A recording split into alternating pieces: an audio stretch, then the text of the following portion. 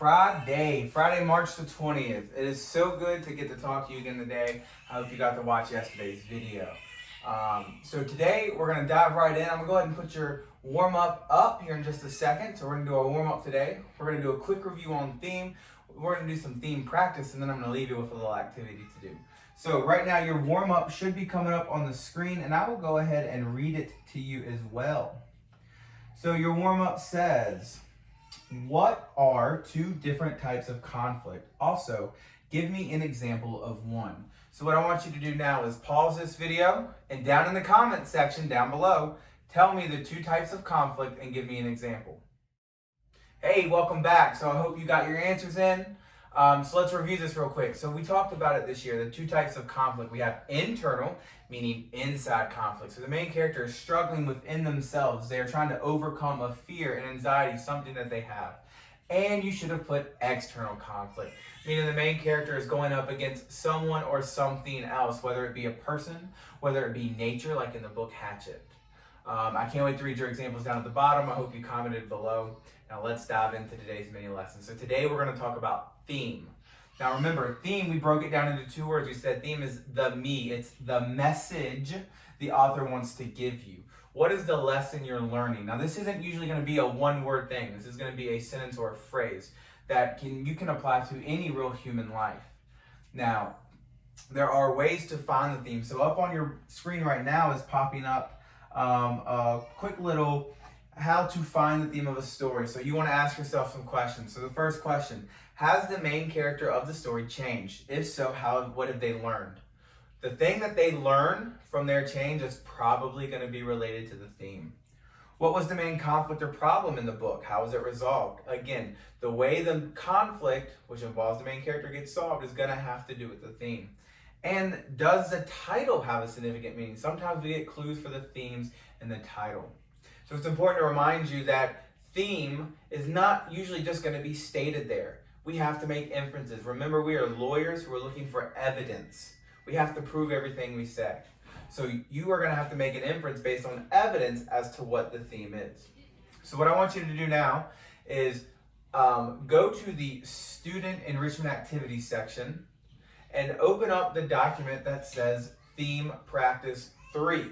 This document is also available in Google Classroom if you want to be able to type along and submit it. So pause this video and go and find that. All right, welcome back. I'm glad you found that. So we're going to go through this. I'm going to put the examples up on the screen just in case you can't open the document. And we're going to go through this together. Now, after I read each passage, you're going to pause the video, and that way you can give me your answer.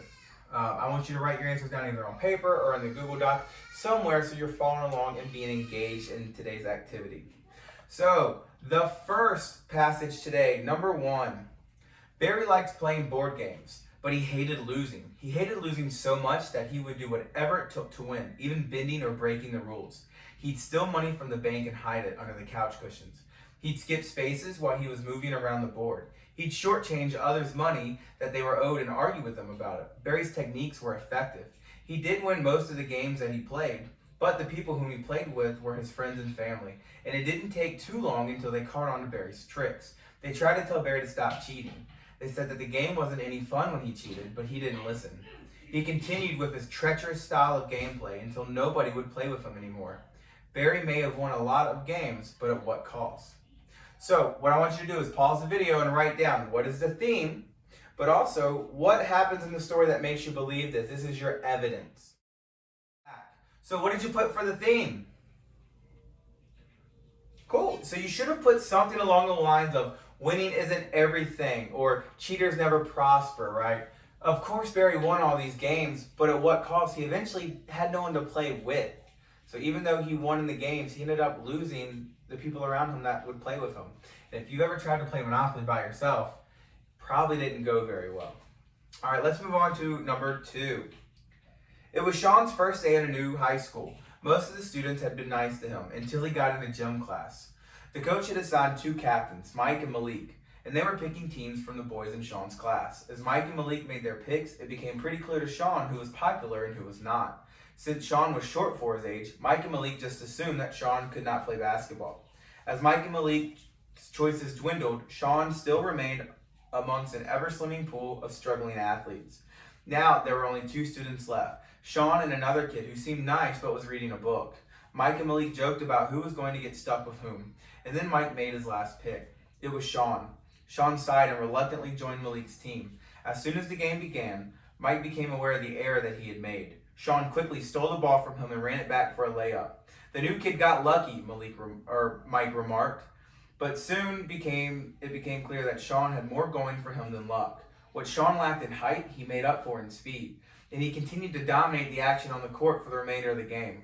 With Sean's blazing speed and crazy crossovers, Malik's team devastated Mike's, and that was the only time that Sean would be picked last at that high school. So what is the theme? What is the message the author wants you to learn? And what happens in the story that causes you to believe this? Your evidence. Pause the video. See you in a second.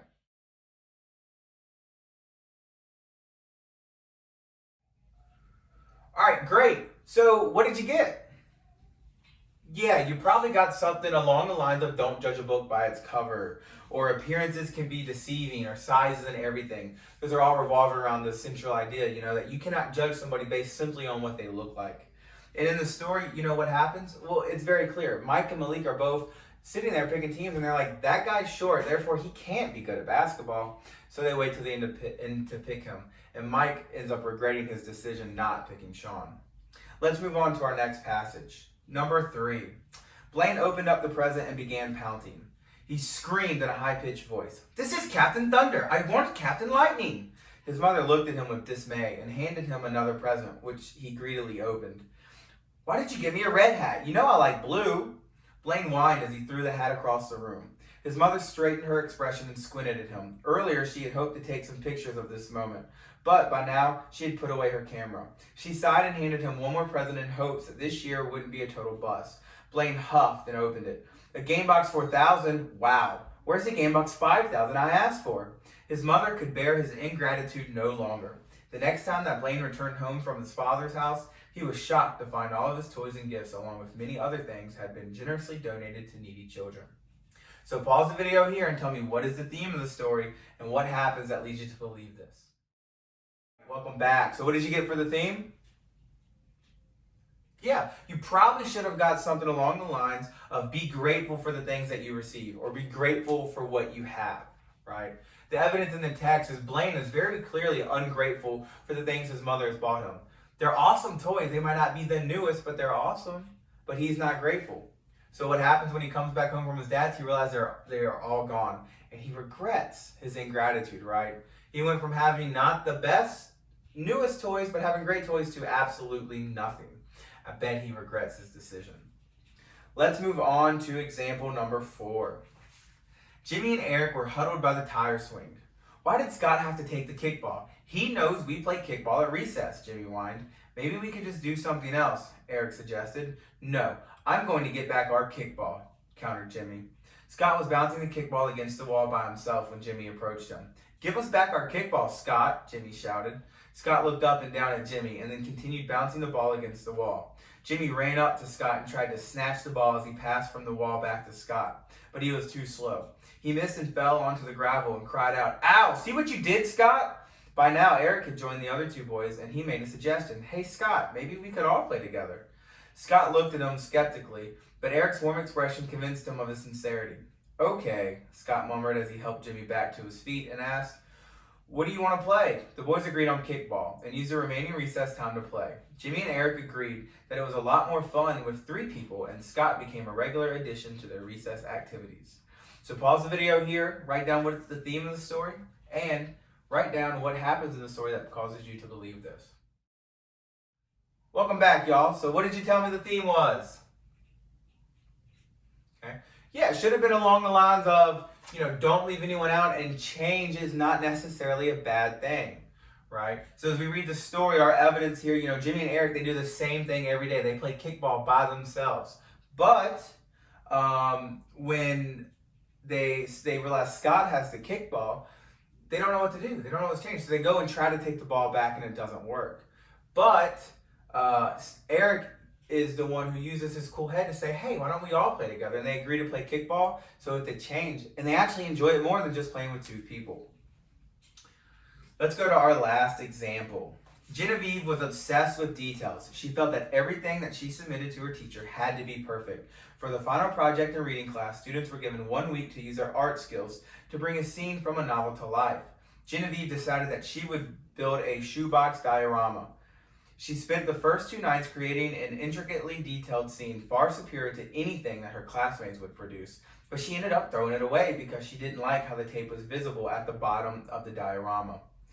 The next 2 nights, she worked on a similar diorama, but this time she used glue. Again, Genevieve produced a beautiful product, but she was troubled by how the glue looked when it dried, so she discarded her work again. Over the weekend and into the next week, Genevieve recreated the project a 3rd time. This time she used a special adhesive putty to construct the diorama and was completely satisfied with the appearance. Unfortunately, her project was now several days late and her grade on the assignment was lowered to a C. So what is the theme? And what happens in the story to cause you to believe this? Pause here and write that in. All right, let's go over this last one. So what is our theme here, guys and ladies? Yeah, so our theme is definitely don't sweat the little things, right? It doesn't have to be perfect. Life isn't going to be perfect. That's what Genevieve is learning here. And that's what I've seen in several students and myself. I'll sweat the little things, and it actually hurts me more in the end. Don't you think if she would have turned in one of her first 2 dioramas, she would have got a better grade, right? And we find this in the passage where it says her project is already far superior to everyone else's, but she throws it away over tape marks. So the author really wants you to see here, don't sweat the little things. All right, so I hope you enjoyed that activity today. Today, though, outside of your hour of reading and your writing, and again, please share those writings with me. I want to read them, share some of them on this YouTube channel. But I have another activity, and I will put the link in the description below, but also if you go to the student enrichment activities, there is a doc that says theme quizzes, and it gives you the link to the quizzes. Go to this website and take the quizzes. You've done quizzes before in class.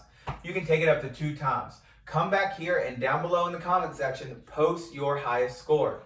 The top 5 highest scores will get a shout out in Monday's video. Be sure, after you get done doing today's work, go check out Mr. Waters' video. I believe he's playing Jeopardy today.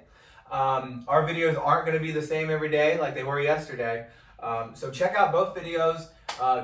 Do the resources you can. Stay safe. Enjoy the nice weather. I hope to see you soon, and I love you guys. Hey, Lucas, can you say hi to Daddy's kids?